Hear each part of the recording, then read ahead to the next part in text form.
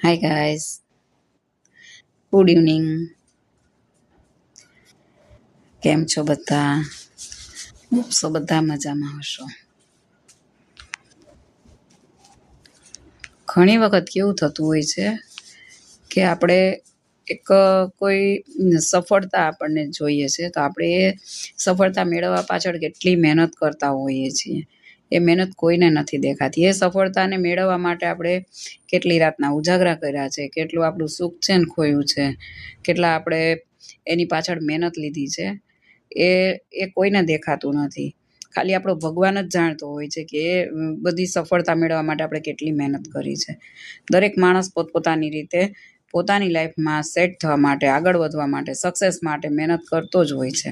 અને એ જે મહેનત આપણે કરી છે ને એ મહેનત ની પાછળ આપણા કેટલી રાતોના ઉજાગરા હોય છે. આપણે ભૂખ તરસ વેઠી હોય છે. કેટલા લોકો આપણને એવું બી આપણે કહેતા સાંભળ્યા હોય છે કે ભાઈ તારાથી કશું નહીં થાય, રહેવા દે. પણ ત્યારે આપણું દિલ બહુ રડે છે. ત્યારે આપણને જ ખબર હોય છે કે આપણે જેટલી લગનથી, જેટલી મહેનતથી જે આપણે સફળતા પાછળ લાગ્યા છીએ ને એ સફળતા જ્યારે આપણને નથી મળતી ને ત્યારે જ્યારે આપણું દિલ તૂટે છે ને ત્યારે આપણું ભગવાન જ જાણતું હોય છે. આપણે આપણી બનતી બધી કોશિશ કરી લીધી હોય છે પણ લોકોને એ નથી દેખાતું. એ લોકોને શું દેખાય છે ખબર છે? આપણે કેટલા સક્સેસ થયા એ નહીં, પણ આપણી કેટલી મહેનત છે એ બી નહીં. ખાલી એ લોકો તો એ જ જોવે છે કે આનાથી કશું થાય એમ નથી. મતલબ એ લાઈફમાં ક્યારેય આગળ નહીં વધી શકે.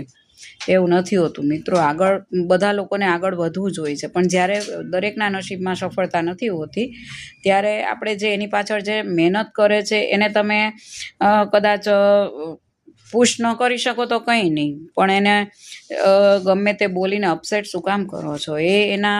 એની ટ્રાય કર્યા જ રાખે, ચાલુ રાખે. એ માટે તમે એને શા માટે એનો પ્રેરણા કેમ નથી બનતા એની? હું તો એટલું જ કહીશ કે જે લોકો મહેનત કરે છે ને સફળતા વહેલી નહીં તો મોડી મળે જ છે. કારણ કે એની પાછળ એના દિવસ રાતના ઉજાગરા હોય છે. એનું સુખ છે ને એને કહો કે ખતમ કરી નાખ્યું હોય છે ત્યારે આપણને સફળતા મળતી હોય છે. પણ દુનિયાને એમાં ક્યાં રસ છે? ખાલી આપણે અને આપણો ભગવાન જ જાણીએ છીએ, ખરું ને? આજે એક વ્યક્તિને સફળ થવા માટે કેટલી બધી તકલીફોનો સામનો કરવો પડતો હોય છે. એ જે વ્યક્તિ ત્યાં સુધી પહોંચે છે ને ત્યારે પછી બધા જે લોકો આપણને પાસ્ટમાં કહેતા હોય છે ને કે આનાથી કશું નહીં થાય, એ જ લોકો તાળીઓ પાડવા માટે ત્યાં જલ્દી પહોંચી જાય છે, સૌથી પહેલાં પહોંચી જાય છે. કારણ કે એ ક્રેડિટ એને લેવી હોય છે કે અમે તો કહેતા જ હતા કે તું એક દિવસ જરૂર સફળ થશે. આ એ જ લોકો હોય છે કે જે તમને ક્યારેય સફળ જોવા નથી માગતા કે તમે સફળ થાવ એવું ઈચ્છતા પણ નથી. આ બાબતે તમારું શું કહેવાનું છે? કોમેન્ટ કરીને ચોક્કસથી બોલજો. Bye bye.